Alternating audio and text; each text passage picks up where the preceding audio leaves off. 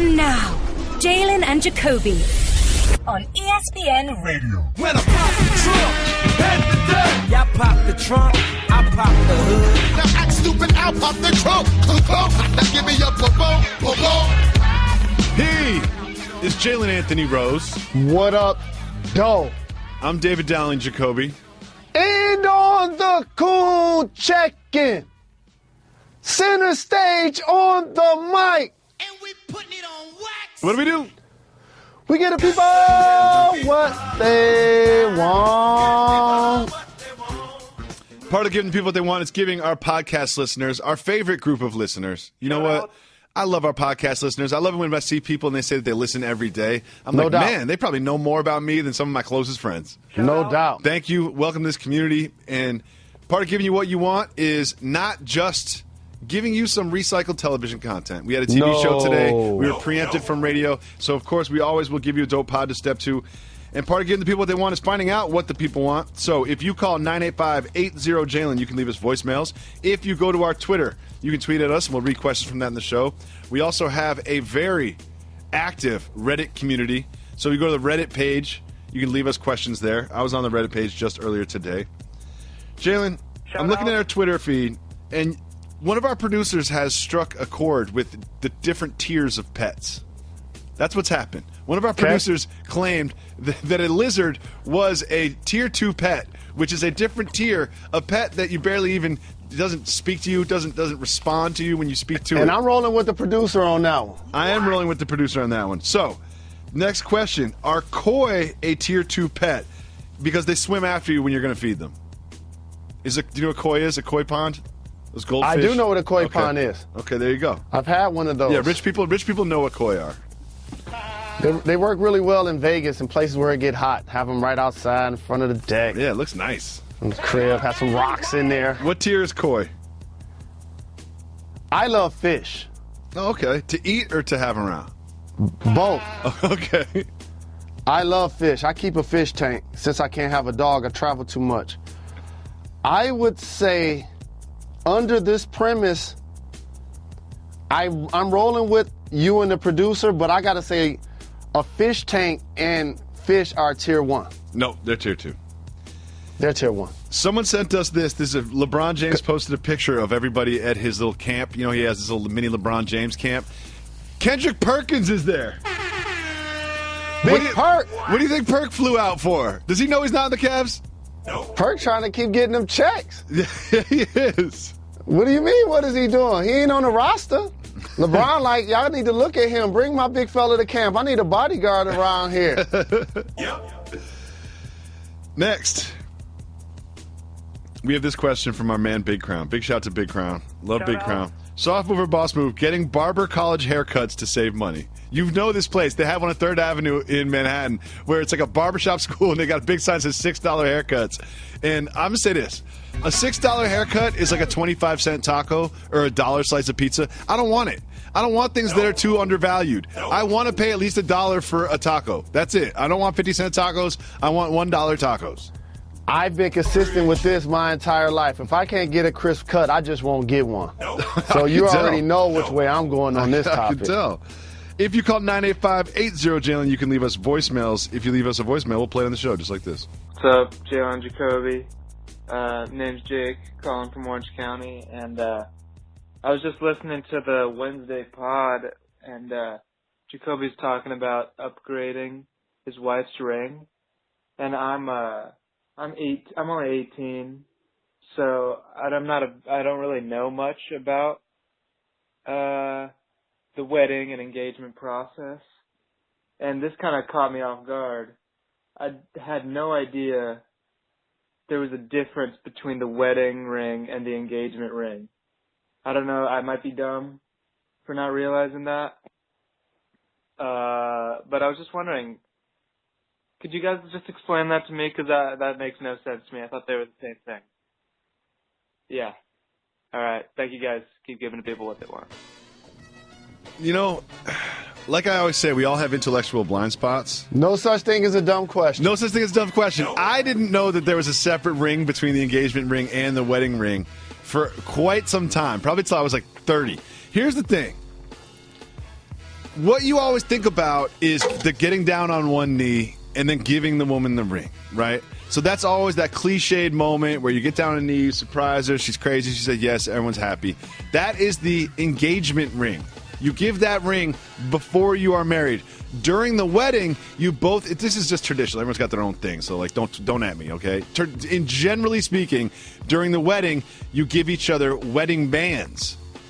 The wedding band usually doesn't have a big old diamond on it. That's the engagement ring. The wedding band is a complimentary ring. So a woman who is married sometimes will wear both the engagement ring and the wedding ring. Like my wife has 2 rings on all the time. I wear 1 ring. Jake, no such thing as a dumb question. Nope. Let's listen to another voicemail, Reg. Jalen and Jacoby, what up, though? Quick question. One thing I keep hearing this NBA offseason is that the Clippers are still going to be, quote-unquote, good in the regular season. Who is going to create on that team? And by create, I mean shots for others. Austin Rivers can create a shot for himself. Patrick Beverley can create turnovers. But is he going to be able to set up Blake and DeAndre? Thanks so much, guys. Keep giving the people what they want. Thank you for the call. Appreciate the love. Shout out. I don't think the Clippers are a championship contending team, but I think they're going to be a lot better than people anticipate. Yes. And I'm going to start up front because he didn't mention somebody that's going to play a huge role in this. Danilo Gallinari. Yep. He's 6'10". He can dribble, pass, and shoot. I know he has an injury right now. Punched somebody during a game this summer. He said he should be ready for training camp. Blake Griffin is also a creator from the forward position. Can play small 5 against certain teams. He averages around 5 assists consistently. And creativity a lot of times can truly take place when guys can get shots off the dribble. So while Austin Rivers, and you didn't mention an important person in this call, Lou Williams, both can get their own shots off the dribble.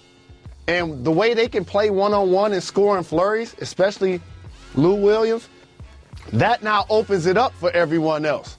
So I think they'll be just fine in that department. Also, Blake Griffin is a good passer. You know, he's a good passer. And one thing they like to do with Blake a lot is they'll run a high pick and roll with him. He'll get the ball right around the free throw line, and hopefully he's got a decision. There's a defender there with the decision to come at him and stop his penetration, which means he lobs it up to DeAndre, or stick to DeAndre, which means Blake scores. They do this. It works really well. And Blake will pass. So you can just have Pat Beverley bring up the ball, dump it to Blake with 15 feet from the basket, 17 feet from the basket, and he can face up and start the offense like a guard can. Thank you so much for the call. We're going back to the tweets. Jalen Rose. This is from the Cerebral Assassin. He hits us up a lot. Shout to him. I want you to answer this immediately because there's only one right answer. What type of crust do you like for your pizza?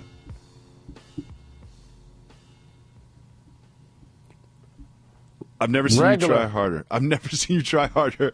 I've never seen you think harder. But for I ain't mad at the deep dish either. I ain't mad at the deep dish. That's not pizza. The deep dish is just gross. It's disgusting.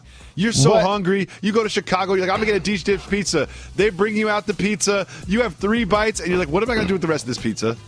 It's just cheese on cheese on cheese. I am not with the deep. No. And pie crust, it's all flaky and sugary. Buttery. No, thank you. No, thank you, but Chicago I love pizza. seafood pizza, and it comes deep dish. I did try the seafood pizza when we were in Detroit. Pretty good. Pretty good. Pretty good. I didn't think it was going to be that good. It was pretty good. Pizza Populous. It was like paella on a pizza. I really enjoyed that. This is from Uncle Mar. We've gotten this question a lot. Shout out. So I'm going to ask it. Putting sugar in your grits instead of salt. Soft move or boss move? Boss move. Did it for years. I would never put sugar in grits. Did it for years. I would never put. I think that might be cultural. I don't know. I'm not a big grits guy. You know, Northeast we don't do a lot of grits, but whenever I have grits, it is butter, salt, maybe some cheese. I like cheese on there. Great. Another great question from the Cerebral Assassin. Yes or no question. Has Molly ever put a do-rag on you? No. I just started wearing it 6 months ago. No, all of a sudden you became the authority on do-rags. I'm not the expert at all. You are a do-rag rookie. You've got a 10-day do-rag contract. No doubt. You are not the veteran in the do-rag locker room. I'll tell you that much. Next, we always got to ask a question from Goron. These are like our producers, for real. Shout out. What are the most underrated jobs? Is being a teacher one of them? Thanks for showing your appreciation for my profession. Much love. I would say there's levels to this. Okay. Those that put their physical being and lives at risk each day is a whole different level for me. So it's military, fire, police. Sure. That's one level. Then it's the other level of people that I feel like are underappreciated, educators. Think about this. It's one thing to get one individual to learn something, and parents out there know what I'm talking about, regardless of how old your son or daughter may be. Imagine leading a classroom of 30 to 50 individuals. It's crazy. Each day that you're trying to get to learn, be disciplined, be patient when they spend more time at home than they do in school. So a lot of times you have to decompress the student because whatever's going on in their lives, you now have to find a way to create that level of trust, create that level of a relationship that now all of a sudden that you can educate them. So, man, I know we live in a country that values sports, and I'm happy that I played and I now cover it, but those teachers should be getting at least six-figure salary. They should. Especially the good ones. I didn't really appreciate educators until I had a child, and I look at these people, and I'm just like, my child spends 40 hours a week with you, and you are as influential. I don't spend 40 hours a week with my child. You are as influential in his life or their lives more than anybody else in the world. My child is one of the most important things on this planet to me, and they spend so much time with him, and they care about him so much. I really appreciate them and all educators around the world, including you, Goran. Jalen, let's give the people what they want. Give them what they need.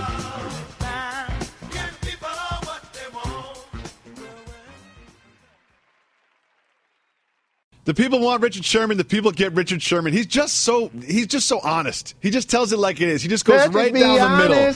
I love Richard Sherman. I cannot wait until he stops this silly football thing and joins us in the sports media. But he's still giving us things to talk about. Here's what he had to say about the NFL and injury reports and gambling. Quote, I guess from what I understand, the rules is for the gamblers, for Vegas, to make sure the odds and everything are what they are supposed to be, which is apparently what the league is concerned about when talking about injuries and things like that. So maybe somebody should look into that, because I thought we weren't a gambling league and we were against all those things. But our injury report is specifically to make sure that gamblers get the odds right. Now, Jalen, we don't like to do research on this program, but we did a little bit of research just to see how much of the NFL is a gambling league. We found this study from the American Gaming Association that said in 2015, this was 2 years ago, $95 billion with a B was estimated to be wagered during the 2015 NCAA and NFL season. $93 billion of that. $93 billion were illegally wagered. We've also saw another study that approximately 60 million Americans were playing fantasy, and that was about a couple years ago. That's got to be up to 70 or 80 million Americans. And we know that people with fantasy leagues don't bet on those leagues at all. No, so Jalen, based on all that. this information, how much do you think gambling affects the NFL's popularity and its policy? Not just the NFL, all professional sports. That's why when we talk about fans, whether attending a game, cheering for a player and or a team, and or really getting passionate and or emotional about it, I always peel back the onion and always acknowledge they could be people that have a vested interest because they're actually betting on the outcome.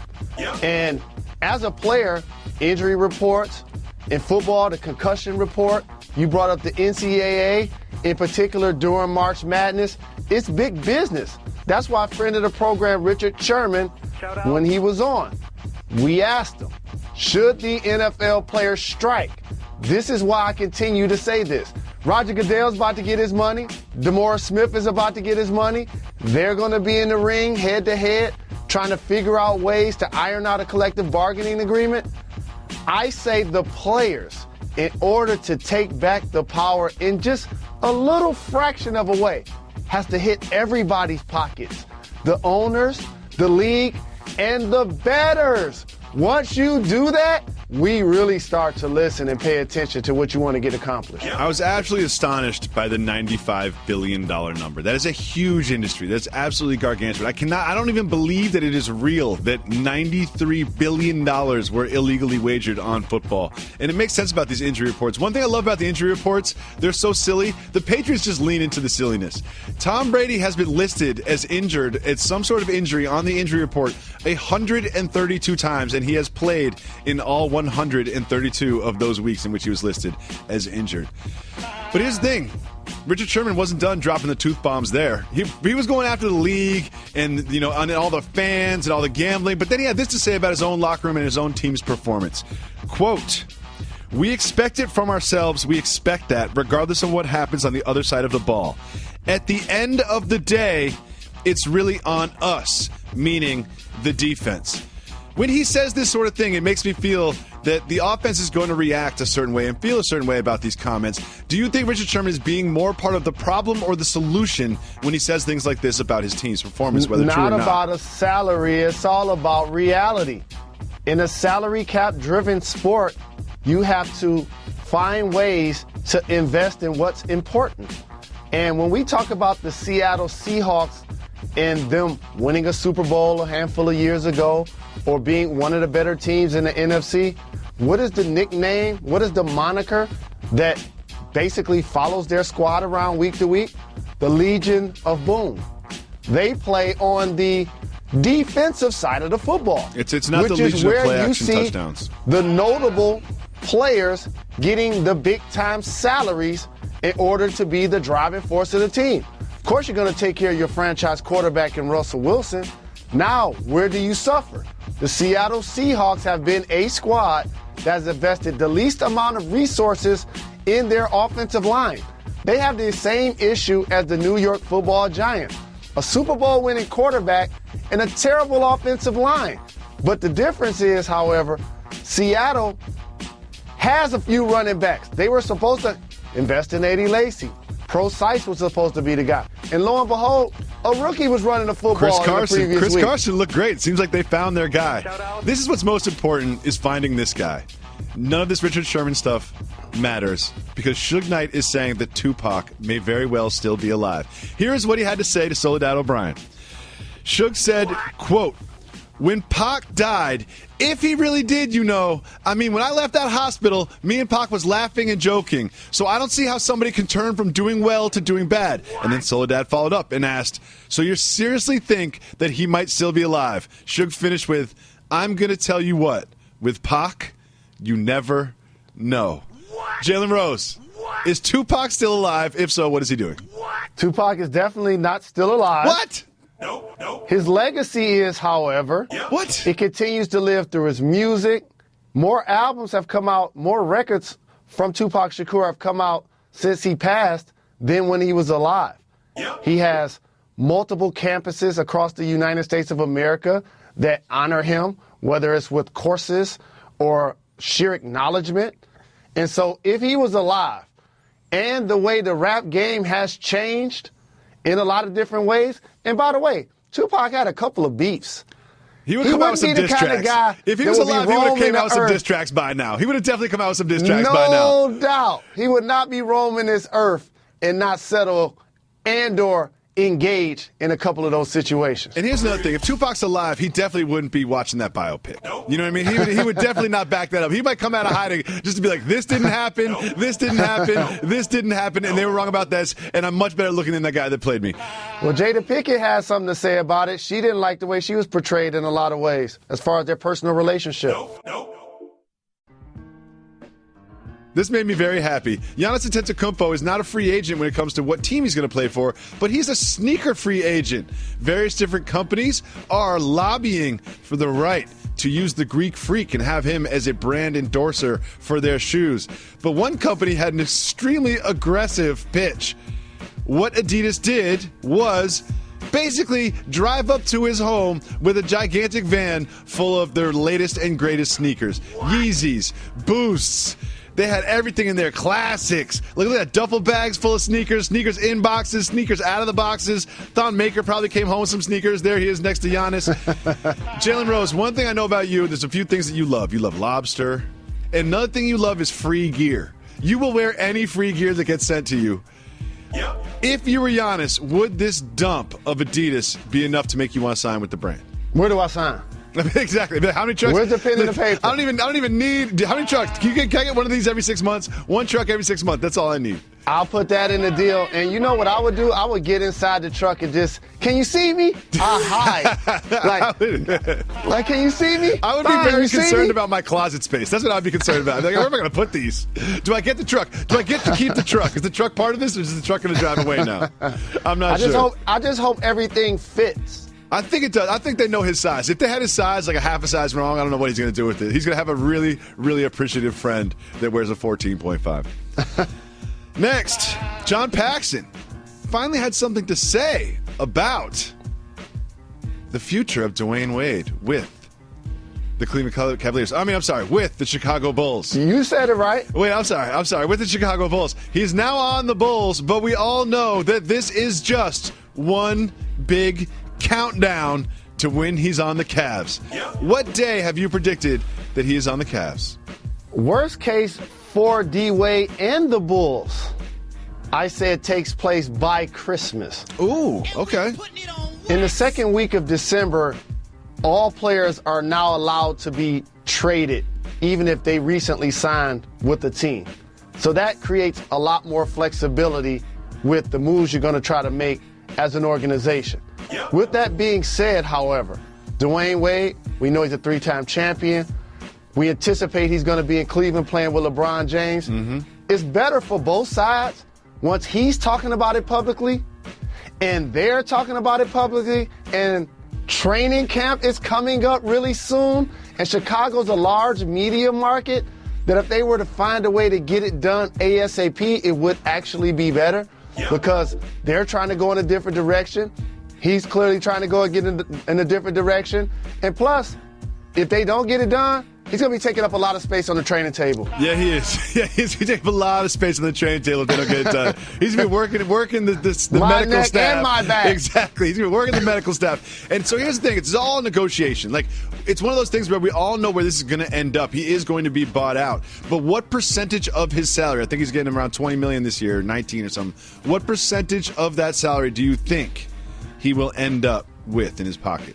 In those scenarios, usually the player could get 17 of the 19. Really? I'm not sure if it's exactly 19. I don't have the numbers in front of me, but something around there. In this situation, they're probably telling him, we'll give you 10. 10? Yeah, they're like 10. That's where they're starting. It's going to happen. Congratulations, Coach Collins, my mentor, the basketball savant. Shout out. Doug Collins is there now. They brought in Doug. They're like, Doug, first order of business, pay Dwayne Wade. He's like, just pay Dwayne Wade, whatever it takes. He's like, I got a relationship with us. He worked the finals with me a couple of years ago.